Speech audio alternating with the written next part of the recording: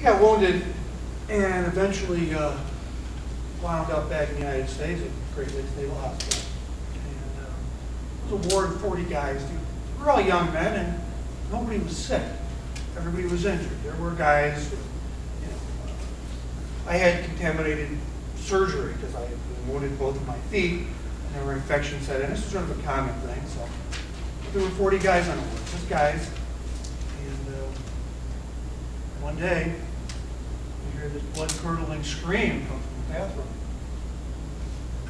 Everybody runs into the bathroom shower room, and there's a guy in the tub.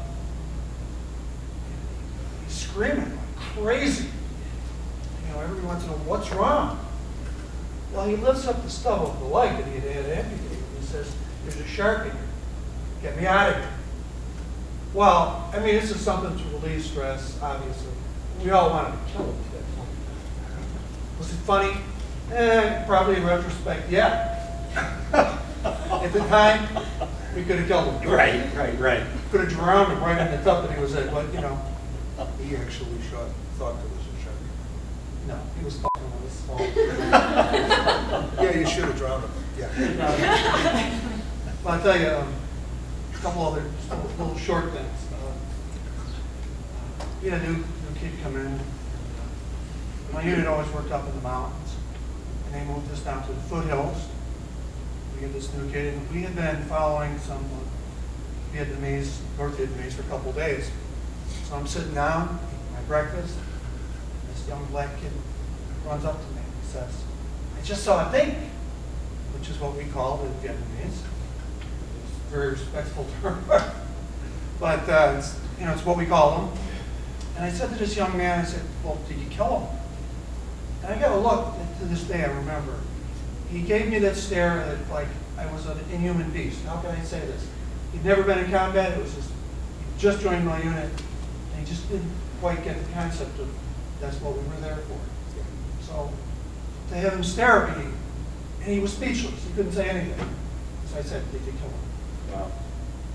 And there was another time, reactions that people have to situations, to me, have always seemed important.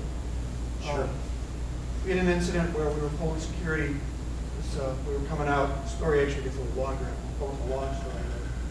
Our medic sees a guy sneaking up on him, and he shoots him with his .45. These old rickety .45s that the slides rattled. So he shoots him. And of course, they removed the body. They sent this young kid who was also real new with us to help pull the body up. And it was the first dead body he'd ever seen. Little Joe was his name. He says, there's a look of terror on his face. He says, "If I ever get out of here, I'm never coming back." Well, 2 weeks later, there was a death in his family, and they gave him emergency leave to go to the States. And 6 months later, when I got wounded, he was still on the AWOL list. He never came back. Wow. Not that. But it's that little bit of, that was it for him. He knew it, just the dealing with the dead body, having to carry up with, well, there's more to that story when we tell it. I should. It's about the way people react, okay? It's 1970, body counts, familiar with body counts. Earlier in the war, they would just fabricate body counts. But by 1970, they want to see the body.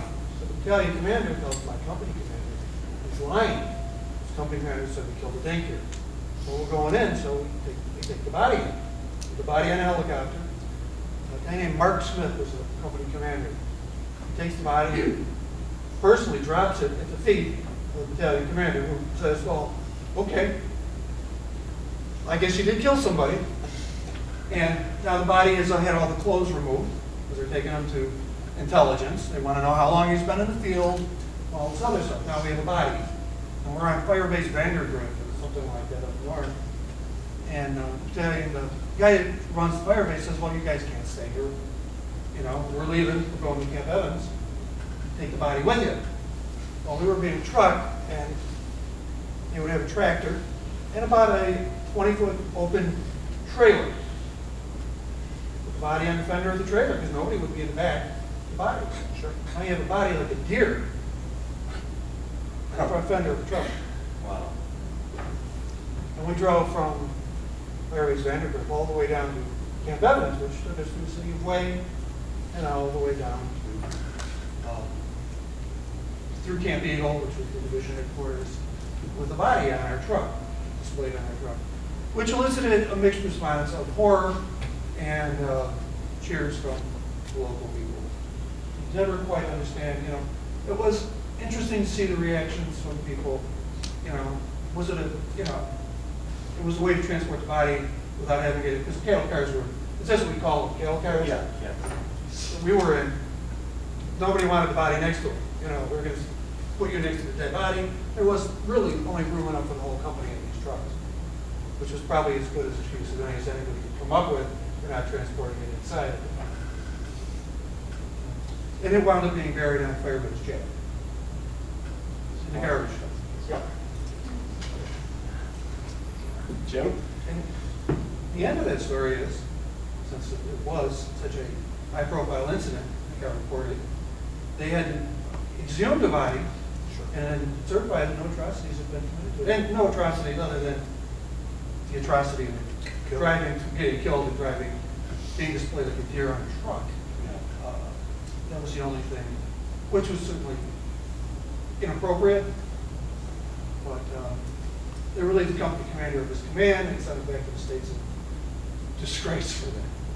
Because he, Right. He didn't use good judgment. but, Yeah.